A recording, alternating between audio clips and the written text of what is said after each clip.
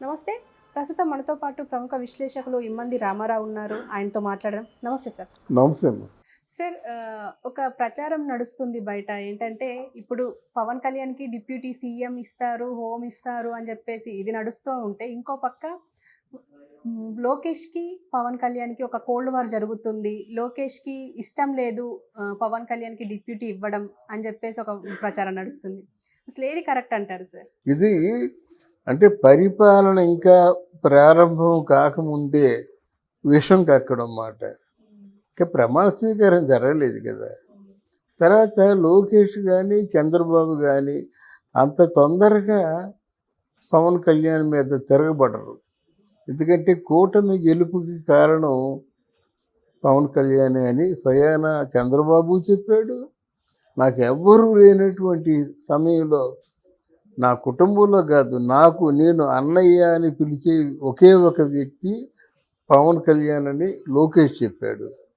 ఆ అనుబంధం అంత తొందరగా మాసిపోదు. నిజమే, ఎవరు దిక్కు దివానం లేకుండా రాజమండ్రి జైల్లో ఉన్నప్పుడు ఈ వైసీపీ పార్టీ వాళ్ళు ఎన్ని కష్టాలు కల్పించినప్పుడు కూడా ఆయన పట్టిన పట్టు విడిచిపెట్టకుండా రాజమండ్రి జైలుకి వెళ్ళి పరామర్శించి భువనేశ్వరితో నువ్వేం కష్టపడొద్దమ్మా, మీకు నేనున్నాను అని చెప్పి బయటికి వచ్చిన వెంటనే పొత్తులు ప్రకటించాడు. కనుక అట్లాంటి వ్యక్తి మీద ఏదో అంటే ఉప ముఖ్యమంత్రి పదవి ఇస్తే అలిగే నేచరు నాకు తెలిసి లోకేష్ లేదు.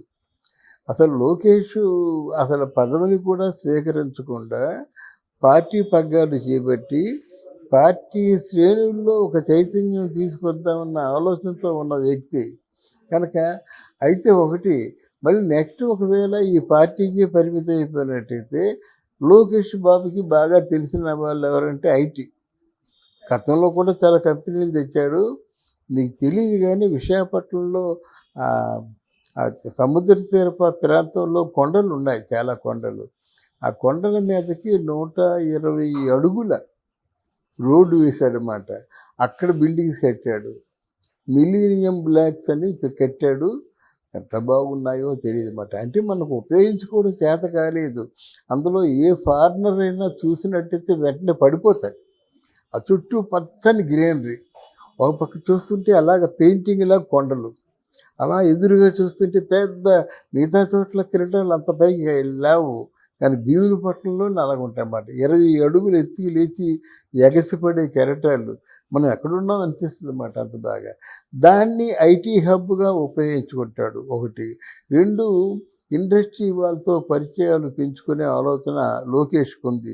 ఇప్పటికే చాలా పరిచయాలు ఉన్నాయి కనుక శాటిలైట్ సిటీ అని పెట్టబోతున్నారు అక్కడ. అంతకుముందు చంద్రబాబు చెప్పాడు శాటిలైట్ సిటీ అని. టోటల్ ఇండస్ట్రీ కూడా రేపు పొద్దున మారబోతుంది.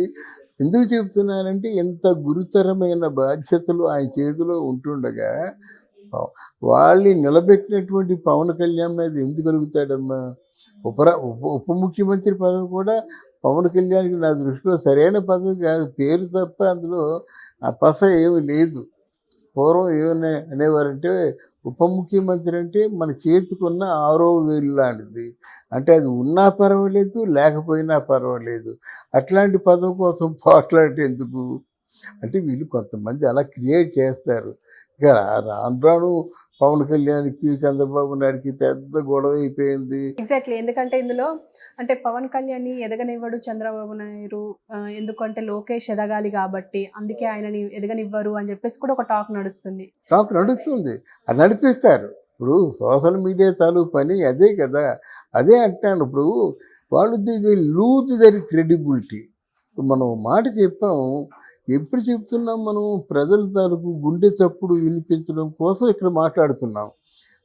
వాళ్ళ తాలూకు ఆలోచనలకి వాళ్ళ తాలూకు అర్థం చేసుకునేదానికి ఏమాత్రం డిఫరెంట్గా ఉన్నా మన మాటలు వినరు. చాలా రేపు మనం చెప్పావు కదా అంటారు, అంతే కదా.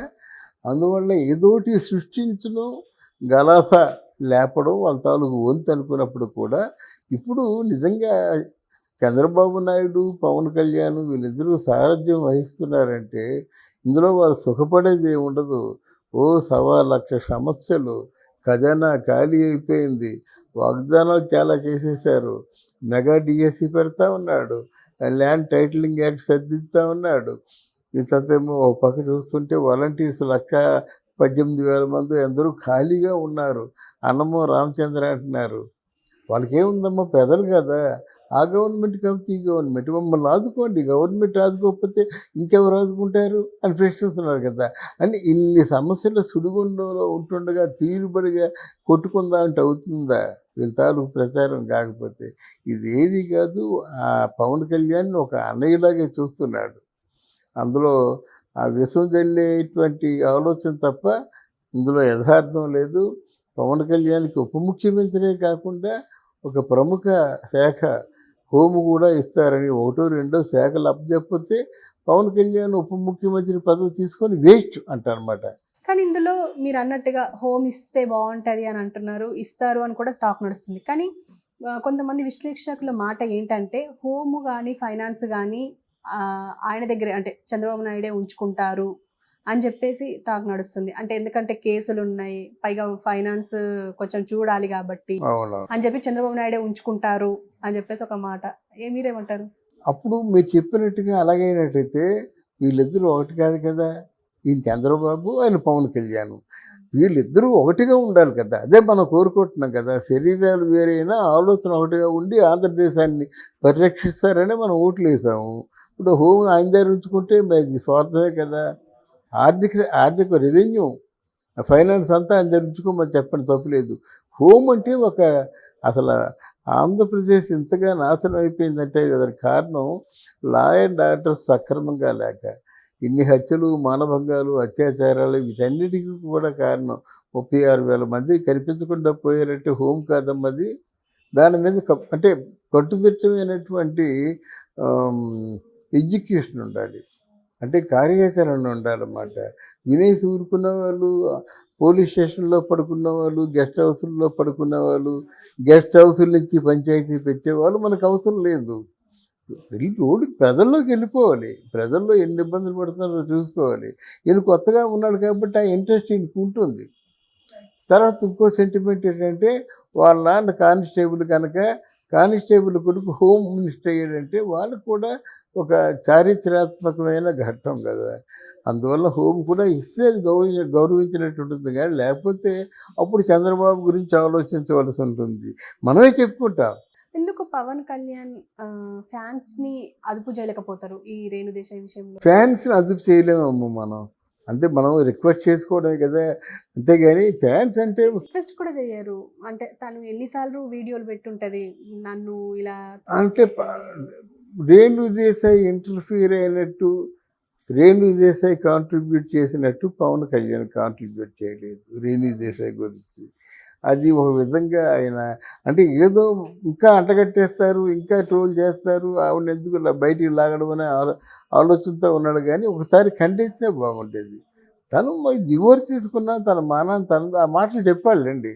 తన మానాన్ని తను ఉంది, తనెందుకు బయటికి అవుతారు? అదే నా గురించి కానీ నా పిల్లల గురించి కానీ మాట్లాడితే చెప్పు తీసుకొడతా ఉన్నాడు. ఆయన ఖండించాడు కానీ ఇసమిద్దంగా ఖండించలేదు. నేను ఇదే ప్రేక్షకుడు అంటే నా అభిమానులు చెప్తున్నాను, దయచేసి రేణుదేశాయ్ని మాత్రం ట్రోల్ చేయకండి, గౌరవించండి. గౌరవించడం మన సభ్యత. అది చెప్తే బాగుంటుంది. చెప్తాడు. కానీ కాలం ఇప్పుడు ఒకేలాగా ఉంటుంది కదా. ఇద్దరు పౌరుషంతో విడాకులు తీసుకున్నారు. ఇప్పుడు నిరంతరం చూస్తే ఏ రోజు చూసినా పవన్ కళ్యాణ్ గురించే ఆవిడ స్టేట్మెంట్లు ఇస్తుంది. అంటే కాలం మనుషులు మారుస్తుంది కదా. చూద్దాం కాలం మనుషులు ఎలా మారుస్తుందో. ఓకే సార్, థ్యాంక్ యూ అమ్మా.